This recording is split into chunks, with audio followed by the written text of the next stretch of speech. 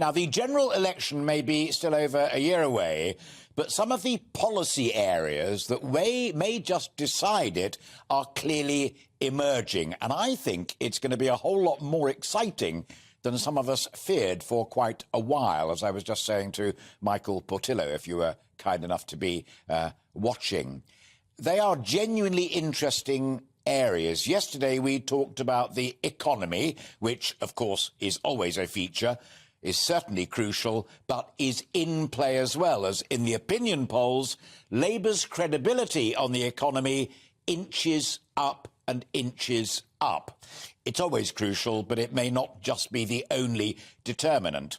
Yesterday, we looked at healthcare in some detail, with Rishi Sunak demanding bold and radical measures and duly getting them, not least in bulk purchase of spare capacity in the care sector, which the care sector welcomed, but said they also need some fresh radical thinking on what the care packages would be for the people that they happily will give accommodation to at a reasonable price. So there we are. All of that is in play and we've discussed it. So today we're going to look at an aspect of welfare that is also attracting a great deal of attention.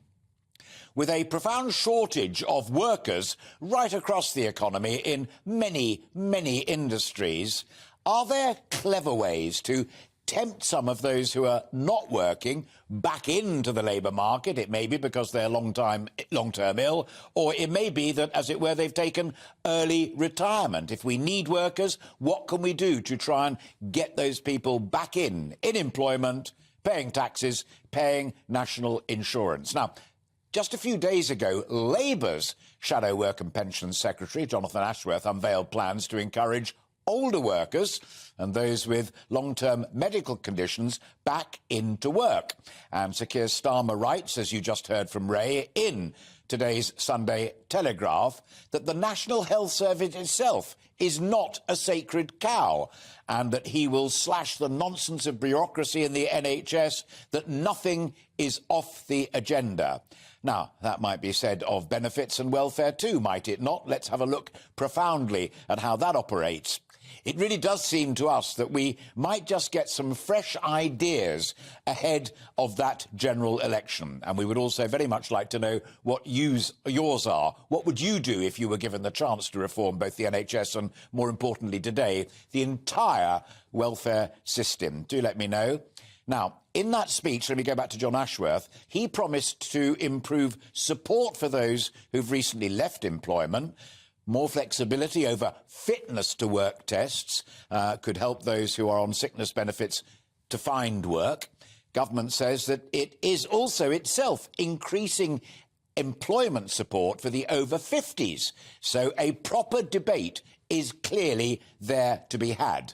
Both Labour and the Conservatives seem to think that the fitness to work tests are pretty arduous and not exclusively helpful. From the days of Ian Duncan Smith, the Conservatives' main mantra is to make work pay, and perhaps to make getting into work even easier. Some choose, as I said a moment ago, to bail out and, in effect, take early retirement. Entirely up to them. But what about those who do want to work? Why do we erect barriers occasionally and make it more difficult for them to do it? Others are deemed long-term sick, simply not fit to work. It is how the second group can better get helped that is really interesting, and Labour, in my view, seem to be making the running. Measures as radical as even letting those people keep some of the benefits that they get if they do get a job and become taxpayers and national insurance payers once again are clearly very contentious. I'll be talking to an expert in disability benefits about that in just a moment, plus Labour and the radical Institute of Economic Affairs for their thoughts.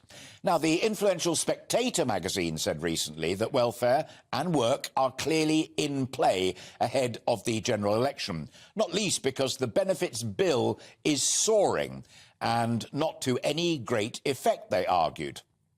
Historically, I think it's fair to say that Labour have seen benefits as a way to simply help the poorest in society. With John Ashworth, they now seem to want to look at ways of what the economy needs and what we can do to help those who may be poor partly because they simply don't have a job, i.e., can we get them back into work and give taxpayers more benefit for the money that they pour in to the welfare system? So fundamentally revisiting universal credit seems to have slipped out of favour with Labour. Now, higher tax-free allowances used to be the Conservatives' main tool to help the really poorest. Now they too want better ways of encouraging people back to work, not just chucking benefit at them.